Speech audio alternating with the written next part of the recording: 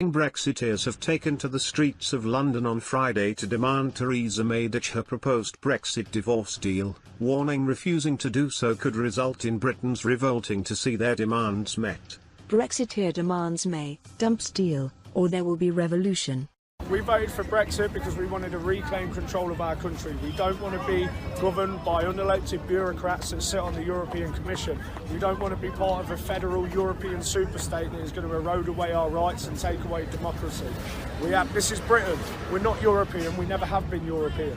This is our land and we're taking it back, and if the political class don't like it, then they're going to see a revolution like they've never seen before. It's time to take up the spirit of Oliver Cromwell. It's time to stand up, it's time to rise up, and it's time to reclaim what's rightfully ours. We ain't going anywhere. The yellow vest is just the start. This is going to spread out to the whole country. Thank you. What's in the future for Britain? No deal? No deal. We don't want the deal. Dump the deal. Dump the deal. No deal Brexit. Trade on World Trade Organisation terms. Our fishing industry was decimated by the European Union. We've seen mass migration. We've seen the outsourcing of all of our factories going into the EU.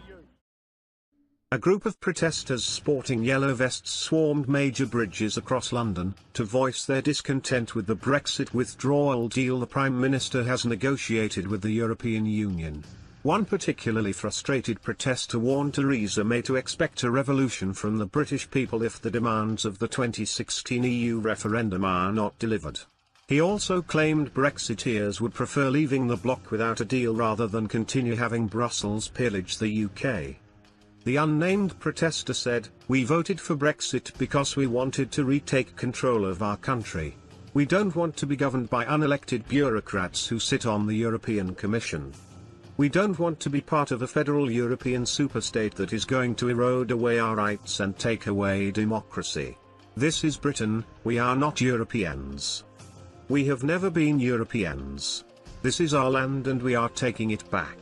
If the political class doesn't like it, then they are going to see a revolution like they've never seen before." The London protesters were spotted wearing yellow vests to honour the Gilets Jaunes campaign objecting to the presidency of French leader Emmanuel Macron since November.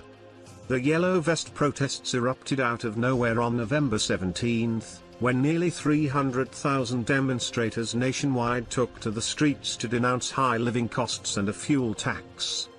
Roadblocks around the country and violent clashes in central Paris have already taken their toll on the economy.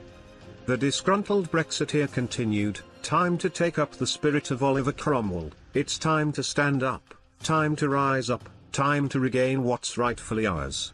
We ain't going anywhere, the yellow vest is just the start. This is going to spread out to the whole country. We don't want a deal, don't want a deal. No deal Brexit, trade on World Trade Organization terms, our fishing industry was decimated by the European Union, we've seen mass migration, we've seen the outsourcing of all of our factories going into the EU. We can't have this anymore. This country has been raped and pillaged and it's time we stood up for what we believed in." Theresa May travelled to the December European Council summit in Brussels, in a bid to win cast iron legal guarantees that Britain won't be held hostage in the Irish backstop customs union. The EU 27 approved a number of promises that they would also work ensure a deal that supersedes the backstop would be concluded by December 30, 2020, and if it is triggered would only be temporary. EU Commission President Jean-Claude Juncker made clear that he doesn't intend to stay in Brussels to oversee Brexit negotiations over Christmas. He said, "It's good to be informed that Donald Tusk will stay in Brussels over Christmas. I will not stay in Brussels over Christmas because I have had so many meetings with Prime Minister May, who is a good friend and I admire her because she is a woman of courage doing her job in the best way possible."